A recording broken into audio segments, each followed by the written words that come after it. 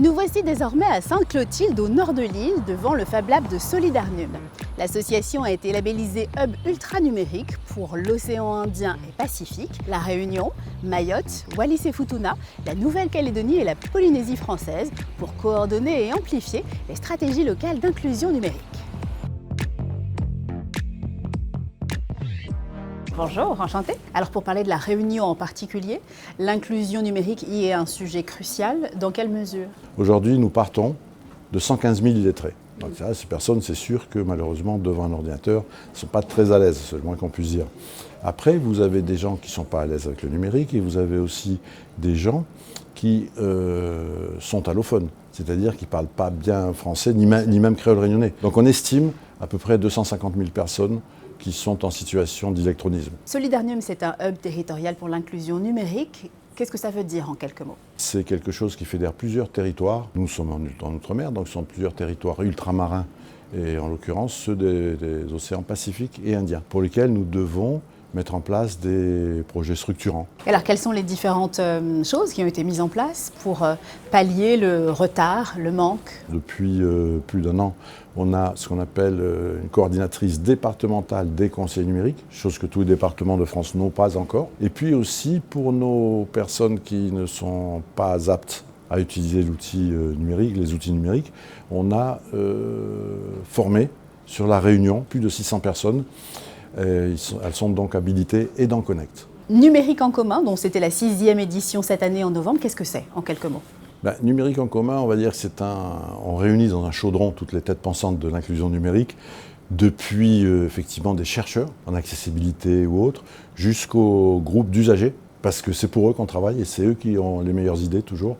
Donc on met tout ce beau monde ensemble et on sort sur une quinzaine de thématiques le meilleur pour l'année à venir, on espère en tout cas.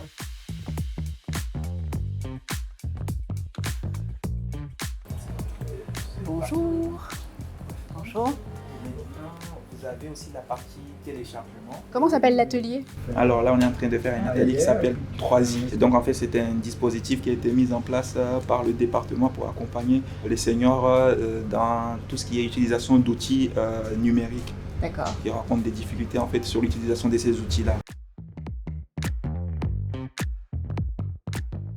Donc ça va de quoi? De l'envoi d'un mail à... On ne fait pas non seulement tout ce qui est atelier, à savoir tout ce qui est utilisation des outils, mais aussi tout ce qui est aussi partie sensibilisation, utilisation d'un clavier, utilisation d'une souris.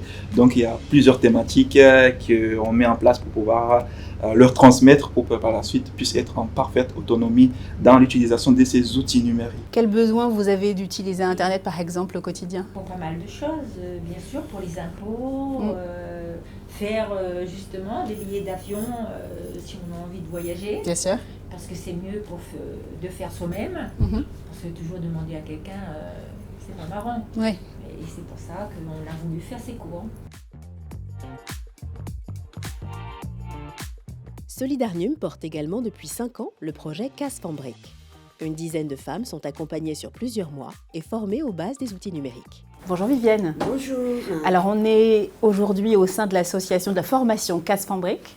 Comment vous avez eu vent de la formation et pourquoi vous la suivez? Eh bien tout simplement parce qu'il valorise les femmes et ce qui est génial d'ailleurs. J'ai eu l'électrochoc par ma fille qui est ingénieure informatique car je dépendais d'elle. J'aimerais apprendre l'informatique car aujourd'hui tout le monde sait très bien sans informatique on n'est rien. Et j'ai un projet, j'aimerais l'emmener jusqu'au bout. Solidarnum a bénéficié d'un soutien financier de 215 000 € de la part de l'ANCT afin d'être un hub territorial sur toute la zone océan Indien et Pacifique. L'association est également lauréate de l'appel à projet Fabrique des territoires pour toute la zone nord de la Réunion. Une web radio a d'ailleurs été créée. Allons écouter ça. Bonjour à tous, bienvenue sur la web radio Tigiko. Hello Héloïse. Bonjour. Alors quel est le but de la web radio? C'est juste de pratiquer, vous diffusez également des programmes? C'est surtout pour nous former, nous apprendre les bases de la web radio et de pouvoir aussi également partager les enregistrements qu'on a fait. Donc vous traitez de tout type de sujet, ça va de quoi à quoi par exemple?